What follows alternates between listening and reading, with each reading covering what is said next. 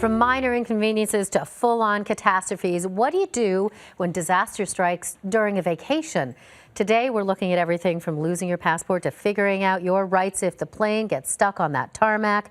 Joining us is travel expert Loren Christie. This is all great news we can use headed into the next couple of months. Let me begin by, people have done, if this happens, you show up at your hotel and you've got a booking there and they say, sorry, there's no reservation or you don't have a room. Right. So, I mean, if you actually have no confirmation with you and they have no record, you're kind of out of luck.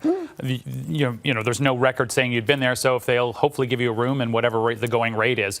If you do have a confirmation, but they don't, that's where things slightly change. Okay. So if you have a record that you were supposed to be there, they should honor it and give you the room at the rate that you had booked it on.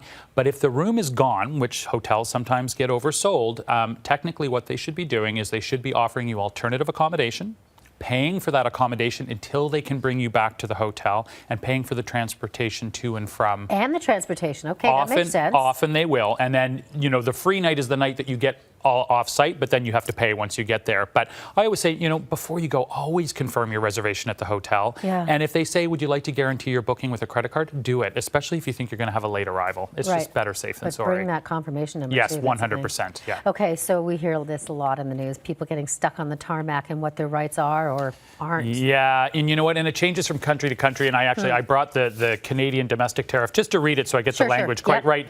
If the passenger is already on the aircraft when a delay occurs and it is safe and practical and there is adequate time to do so, the carrier will, 1, offer drinks and snacks, and 2, if the delay exceeds 90 minutes, the aircraft will return to the gate to provide passengers the option to disembark. So I think that's the part that we all have in our mind. 90 minutes, why didn't they give us drinks and snacks?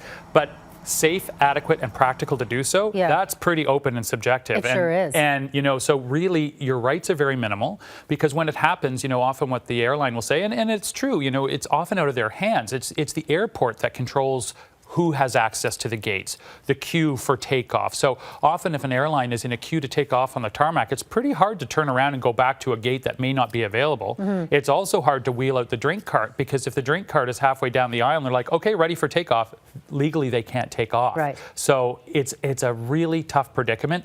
That 90 minutes has been ingrained a little bit, and I think they do try to aim toward that, but there are still some stories out there that we all hear about hours sitting on a tarmac, and there's not much you can do about it. Oh boy, okay, so, and this has happened to me, you lost or stolen passport. Yeah, so with this one, obviously if you're at home, just go to the passport office, but if you're abroad and traveling, contact the nearest Government of Canada passport office, and then you have 2 choices.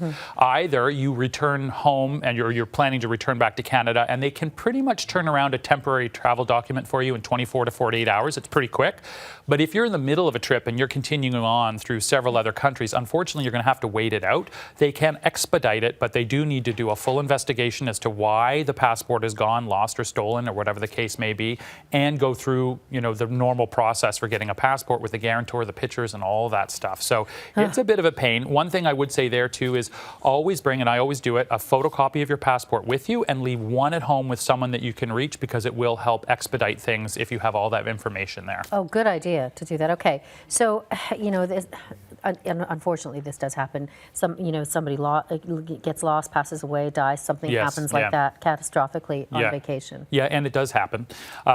Again, if someone passes away when you're out of the country, the first thing to do is follow the local regulations for registering the death and absolutely get a local death certificate. While you're there. While you're there. You will need that to register the death back in Canada. So you have to do that and follow the local regulations.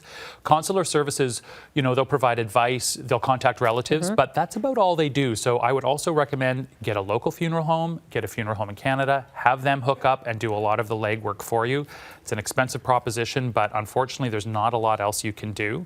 And just make sure that, if you have insurance, great, cover it, and if not, it's one of those things. Yeah. Okay, and finally, just some general tips you've got for before people even leave their house. Yeah, I mean, people are not prepared usually when they go on vacation. It's fun, right? But prepare for the worst. It seems sort of grim, but prepare for the worst. So get full insurance, get all the vaccinations you need to do, leave the bling at home. You don't need to be traveling. All those things that could happen, just leave it at home.